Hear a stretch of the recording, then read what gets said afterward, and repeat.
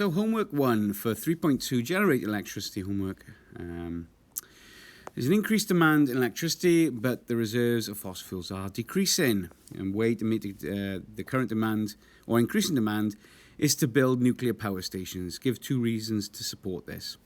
So nuclear power stations are very reliable. They produce lots and lots of energy. There's no pollution. And we've got less dependence on fossil fuels. It does come with its problems because it may leak, okay, and it might cause geological changes such as earthquakes, and you've got to bury that waste deep underground. So check the question, see what the disadvantages that they're looking for are. So 2 marks there, 1 mark there. So it can also be generated using biofuels. So biofuel is a thing that we say that is carbon neutral because it comes from plants. And hopefully you'll know that plants take in carbon dioxide and water to produce sugars and oxygen. So it's taking carbon dioxide from the atmosphere, which is a good thing. But when we burn it, it releases the same amount of carbon dioxide back into the atmosphere. So we say it's carbon neutral. So it doesn't add to global warming because it's only taking out of the atmosphere the carbon dioxide that it's going to release back into it. So carbon released is the carbon used in photosynthesis. So this question then is all about the typical yields for some biofuels. So we've got poplar, willow and grass. And you can see that the yield there is the most with willow, and the energy content is the most with willow. So it's just reading tables. Which crop would be the worst choice? So we're looking for the less. So grass I've put there. Okay, give 2 reasons. Well, it's got the lowest crop yield and it's got the lowest energy content. For this question then, we've got 10 megawatts. It's a little bit blurry, sorry. So a megawatt, let me just get my pen up. So a 10 watts is the standard. So watt is just the standard. Then we've got a kilowatt, which is 1,000 watts. Okay, and then we've got this thing called a megawatt, which is another 3 zeros onto that. So I guess it's 1,000,000 watts there, but we don't have to worry too much about that because I think in the last one we're giving it in kilometers of land. Okay, so what this is a bit of a numeracy skill. We're saying 10 megawatts needs this amount of crop. So 50,000 tons there. You can see I've done this calculation wrong here. It wasn't as simpler than I thought. So calculate the area of land needed to grow this amount of crop. So what we need to do is to look back and look at the area of land that needed to grow, and it's 10, look, okay? So each kilometer squared. So I need to see how many tens go into that 50,000 tons to get the total area required because it's in kilometers squared. So I need 5,000 kilometers squared. That's the area. So calculate the energy content of this 50,000 tons. So I've got the 50,000 times my 20. Well, where am I getting that from? Because I've got the energy content right there. Okay. And that's going to give me 1 million units. An area of 2 kilometers of land is needed to produce 10 megawatts using wind turbines. Explain why this method of generating electricity is more environmentally friendly. Well, you're going to use less land. Okay, so if I've kind of done my little square there, you can see I've got 1 kilometer by 1 kilometer. So I'm going to need less land, so less space is used. Therefore, less destruction of habitats and more land available for food production. On to homework 2 then. Nuclear power stations operating safely are capable of generating large amounts of electricity. Give 3 objections, apart from the cost, why people won't like nuclear power. Well, as we saw from the first one, it's hard to dispose of waste. Transport of fuel in and out of the power station, so that fuel is going to be radioactive because it's nuclear. Decommissioning, this word decommissioning just means when you take a building down or when you deconstruct a building. So if I don't add the D and it's just commissioning costs or commissioning times, commissioning means usually, so we're having a new school and there's going to be a commissioning cost with that. How much will it be to build? a decommissioning cost would be how much would it be to destroy. But in this case, I just noticed this time. So decommissioning time, so it's going to take a long time to pull that building down. Meltdown, explosions, the usual, and then contamination of the water used for cooling, because they need to use water for cooling the system, so there could be radioactive materials going into that water. Okay, so this is a 6-mark question, but I've split it up into 4 different areas. You can see nuclear and gas. The question is asking for compare suitability of each option. Advantages and disadvantage. So here's your advantages for nuclear. Here's your advantages for gas. Here's your disadvantages for nuclear. Here's your disadvantages for gas. So I'm not going to read through those because I want to keep this video fairly short.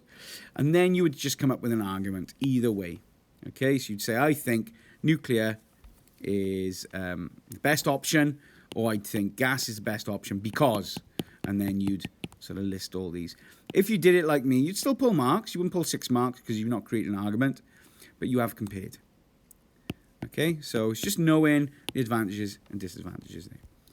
Now this thing is a little bit of a Sankey diagram, not the conventional type where I've taught you that the energy always goes across or down, but you can see it's going to tell you if it's lost as heat, lost as heat, lost as heat there, okay? So use an equation from page 2 to calculate the efficiency of this power station. So the whole point of a power station is to generate electricity. So really, we don't want to be including the stuff that's lost. You can see that I've added the stuff that's lost up to 86 megajoules. So the useful is 120, which is the input, minus 86. It's going to leave me with 34 megajoules, which is useful because it's useful over total. And that's what I'm going to use, 34 over 120, which is my total, times 100, it gives me 28.3%. Homework 4, another one of these Sankey diagrams that's a little bit awkward. Again, it's giving you everything that you need, though. So use the information below to explain what effects coal-fired power stations have on the environment. So you can see that waste gases and things like that. So I've said carbon dioxide leads to global warming. Sulfur dioxide, these are your 2 gases, it's going to be released, leads to acid rain. Localized heating effects of rivers, okay, because there's a lot of energy being lost as heat in the water, used for cooling, things like that. And general pollution, smog. Combined heat and power, so CHP power stations are replacing some of the conventional ones. And again, we're looking, this is an efficiency question whereby the efficiency is given to you.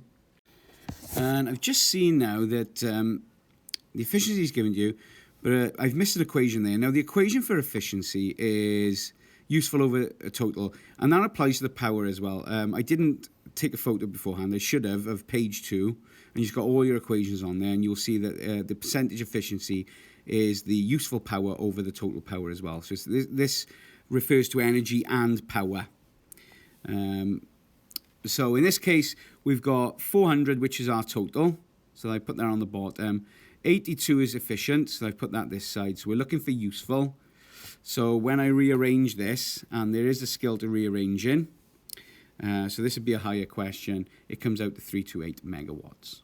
Okay, because we're already in megawatts. So no conversions required there. Calculate the amount of power available for district heating. So I've got my 328, which I've just, hang on. So 328, which I've just done, and then it says that the power output's 118 there. So of the useful power output is transferred to the national grid. So I need to see how much now is available for direct heating. Well, 118 goes to the national grid. This is how much is useful. So that minus that is going to give me 210 megawatts. So just a reason why these stations should be located near large communities, and that's to minimize heat losses because of the way that they generate heat, and it's all in the question, okay? So I'm not going to spend too much time on that. And again, if you've got any questions on these, just come and see me, and I'll try and do my best to explain further. Okay, so this I'm not going to spend long on. So there's pretty standards, step-down transformer, step-up transformer. I've labelled these. No, it's just asking so that make it safe for homes. That should be all straightforward. There's OMG videos on this anyway. State 2 advantages of joining these power stations together for the national grid. Well, if one breaks down, there's always a backup and changes to demand. Okay. And then here we go. We're going to label. No, we're not going to label that. We're going to. Okay. So these numbers you don't have to remember. So this is a question from a previous exam board. So fill them in anyway, but you don't have to remember these numbers. You may have to remember this one, 230 or 240 volts, when it comes to the homeowner. But you certainly don't have to remember what's generated and what it steps up to. Give the name of electricity distribution system, national grid, series of cables and power stations connected to each other to transfer electricity to the consumer.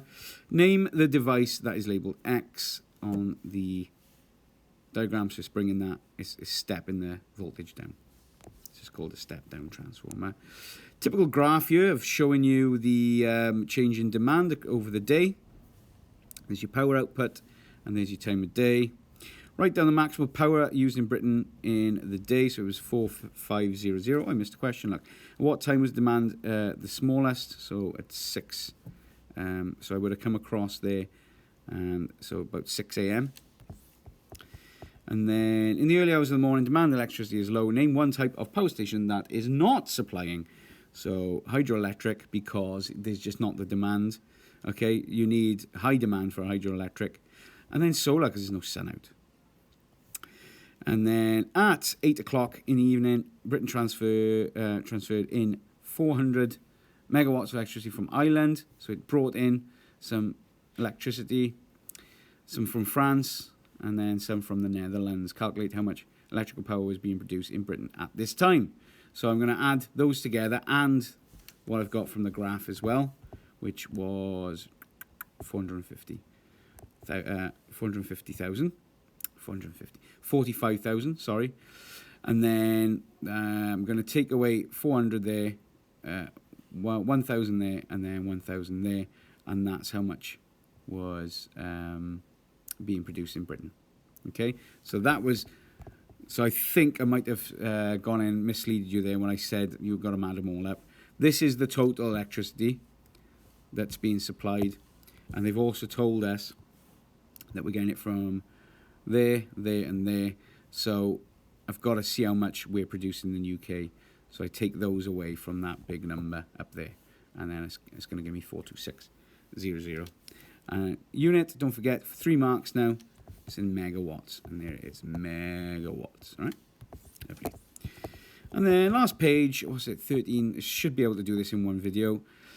State 2 ways in which the national grid can maintains a reliable source. So supply to grid can vary to match demand. All power stations are connected, and then they can cope with one if one breaks down. Then we've got this equation: P equals current times voltage. I think this would be a higher question. You've got that. So let's have a look. No, this should be fine. So you're picking out the power, which is 950, which is. That is in watts there. Remember I talked about the megawatt earlier in the video. And then we've got a kilowatt. So that's just 1,000. And that's where the hardest bit is. Yeah, this would be a higher question. And then I come up with 38,000. And then explain why step-up and step-down transformers are used in the national grid. So they're used to increase voltage, to reduce current, to reduce heat loss along the cables. Step-down transformers reduce voltage, less dangerous to the home. It just makes transferring the energy and the electricity more efficient. Okay, I'm going to leave it there. Thanks for listening.